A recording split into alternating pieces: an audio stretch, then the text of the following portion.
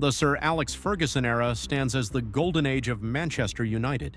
Appointed in 1986, Ferguson turned United into a footballing dynasty, winning 13 Premier League titles, 2 UEFA Champions Leagues, and 5 FA Cups, among many other honours. His leadership transformed Manchester United into the best club in England. The peak of this era came with the historic treble in 1999, winning the Premier League, FA Cup, and Champions League in the same season.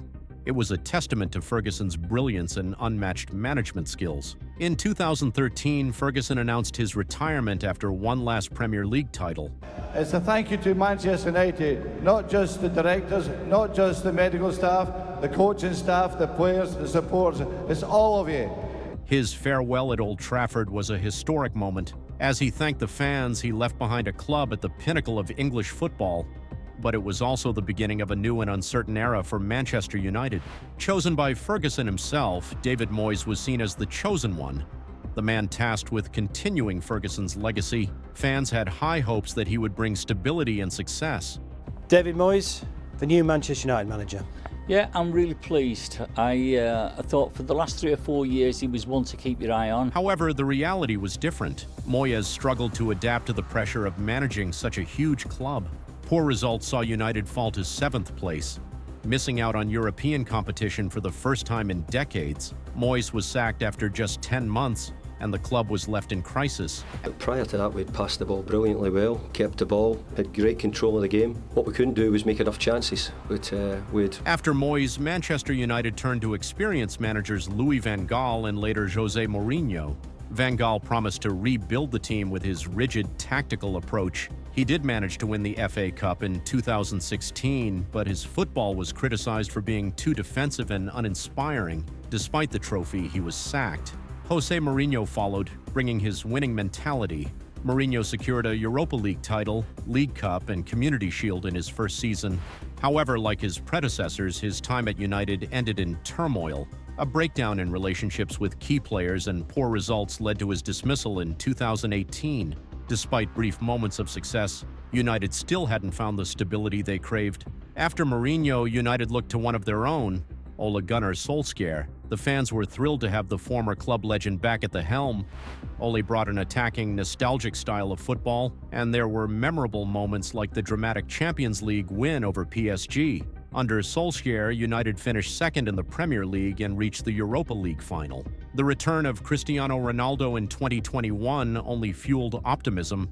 But despite Ronaldo's individual brilliance, United's form dipped. Ole struggled to manage the squad, and United's defensive issues grew. Inconsistent results, including humiliating defeats, led to Solskjaer's sacking in late 2021. The dream of Ole restoring Ferguson's glory came crashing down. In 2022, Erik Ten Hag was appointed as manager. The Dutchman had impressed with Ajax, leading many to believe he could finally bring United back to the top. His first season was a relative success.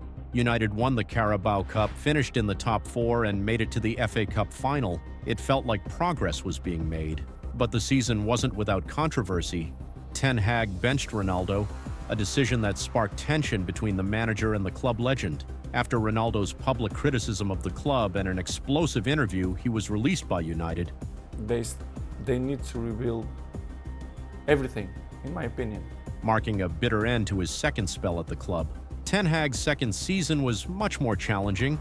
Injuries, inconsistent performances, and internal conflicts, including a public feud with Jadon Sancho, derailed the team's progress. While Ten Hag managed to secure an FA Cup, the team's overall performance was disappointing. The once high hopes for Ten Hag's project began to fade as United struggled to find consistent form. While Ten Hag was trying to stabilize the team, changes were happening behind the scenes. The Glazers sold a majority stake in the club to INEOS, sparking both hope and uncertainty. The new ownership began restructuring the director board, promising a fresh start for Manchester United.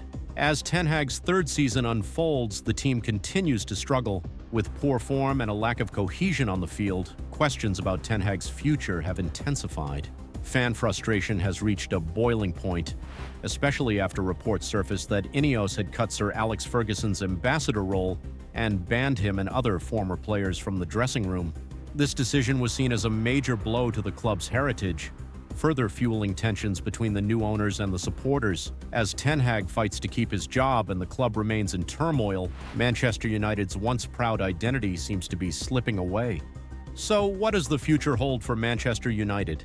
Can Erik Ten Hag regain control of a struggling squad and bring the club back to its former glory? Will the new ownership make the right decisions to stabilize the team? Or are they leading the club into further chaos? With United's rich history and expectations weighing heavily, the next few seasons could define the future of this iconic institution. Thanks for watching. Subscribe for more football insights and analysis.